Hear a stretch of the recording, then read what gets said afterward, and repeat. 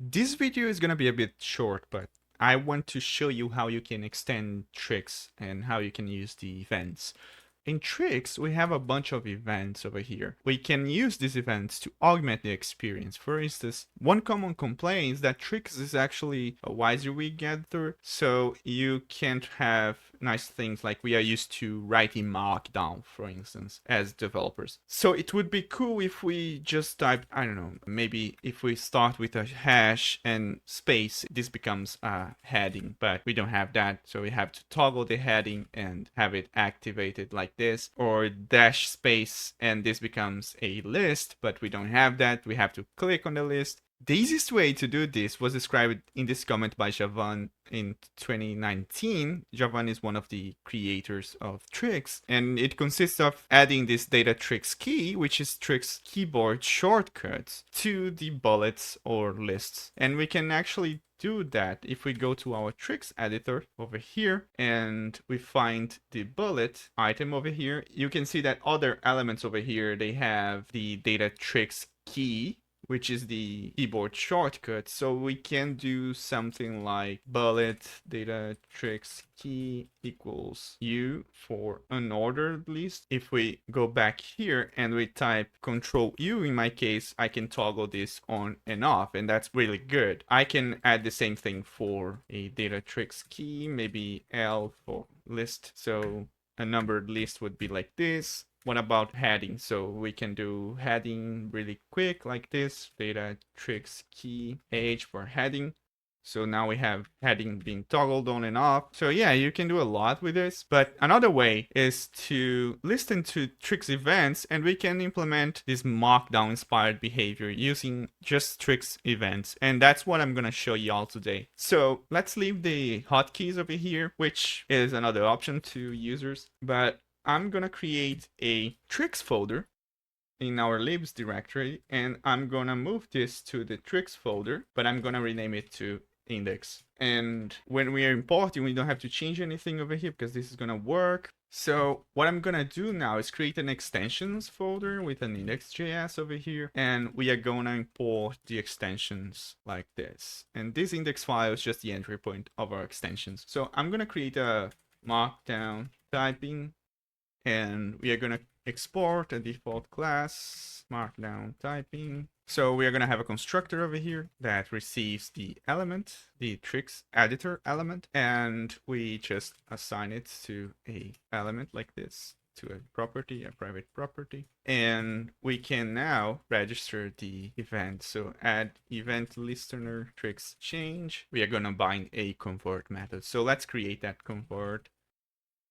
And in this method, we're going to receive the Trix change event. Okay, so this is the setup. Now we can go to our index file. We can import the markdown typing, and we can add to the Trix initialize event. And we can take a look at what we receive over here, but I'm pretty sure it's the target. So let's console log the target when we are initializing like this.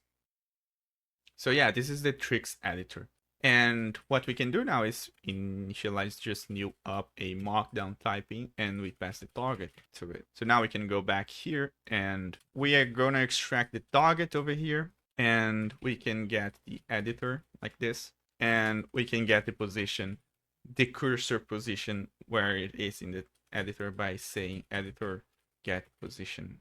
Let's see what we have, editor and position like this. Now, if we start typing, so this is the cursor position and this is the editor. So what we have to do over here, like we have to do some checks. If the current position is less than 2, we can just return. And we are going to check if some elements, as we can see over here, it's checking if the code or heading attributes are active in the toolbar. And what we can do is instead of checking one by one, we can just say code or heading 1 or quotes or bullet or number.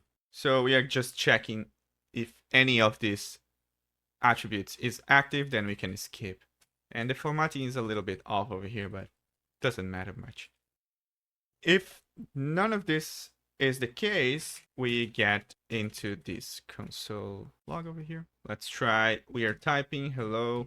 Yeah, but if we are in a heading, hello, doesn't trigger, hello, it keeps going. But if we are in a list, hello doesn't trigger. Okay, so that should be working fine. And that's good. So the Trix, and if you don't know much about how to get the Trix get document over here, so we can get the Trix document model, which is an instance of this model. We can also get this selection range over here, which is if the user has something selected, or we can get selection range is this one, so we get the selected text in the editor. But we can also set a selected range, and this is used to change the cursor position. And we can move the cursor or expand the selection in direction. We can insert text or HTML into the document, we can insert files, we can insert attachments, we can create attachments like this. In the next video, I'll show you how we can build a mentions feature using this custom attachments like this. And what we can also do is, so we can get just the string, the plain text representation of the document like this. And that's what we want to do. So we are going to get just the piece of text surrounding the current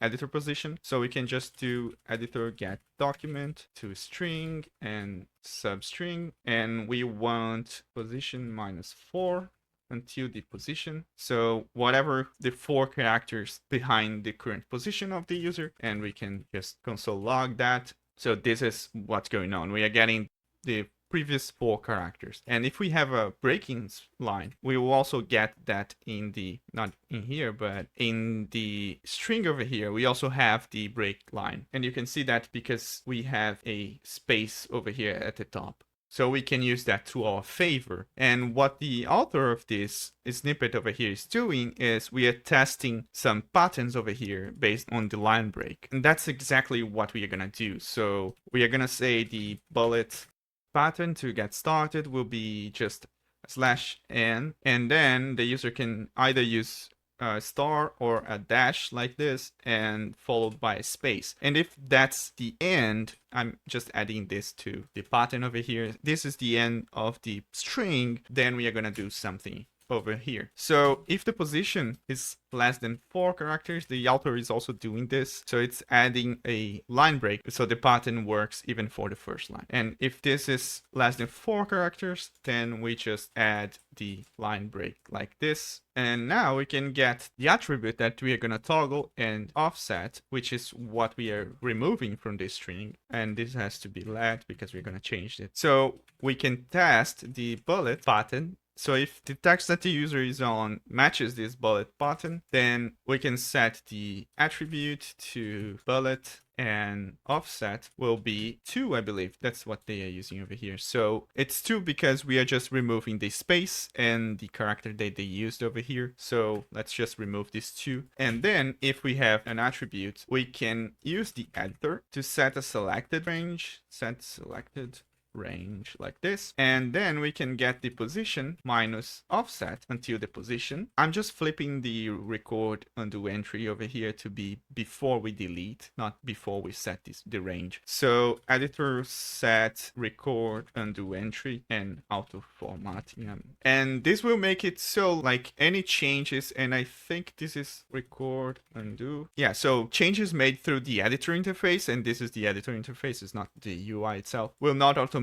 record and undo entries. We have to manually call the record and do entry if we wanted to make it easy for the user to undo something. We just record that, and then we delete in direction, and we pass forward. We are selecting the text that we want to replace, and then we are calling delete in direction, and then we can do activate attribute. And this is the attribute that we have over here. And I think that's it. So if we start typing over here with dash space, we got an error. And let's take a look at that. Oh, that's because I assigned this as a text, as a const, and should be a let. That should be it. So let's see. And we got it working. And if the user undo it and start typing again, then nothing happens. But if they come here and it just matches the pattern again, then we can activate it again. So we can follow a similar pattern over here to add things like number, and that will be -n, 1 dot, space, and then $, which is the end of the matching. So we are going to check else if number text, we have to turn on the number attribute, and the offset will be, in this case, 3, I believe, because we have a number 1, a dot, and a space. So we want to remove all of that. And now we can do 1 dot space and it becomes a list. So list, list, and yeah. So we can do the same thing for headings.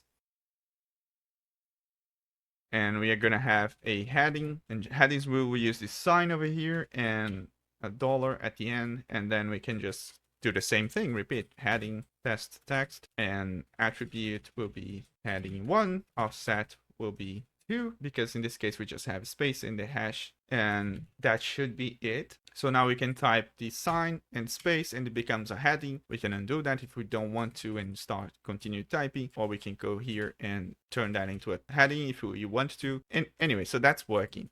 If we now do that for code,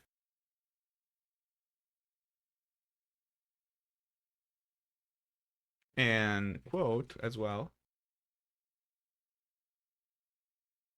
we can repeat this and we can say code and quote, and code will be code like this, and we actually have to remove 4 characters, and quote like this will just be 2 as well. So now we got pretty much all the Markdown typing experience. So hello world will be here, a quote will be this, hello world, and some code snippet.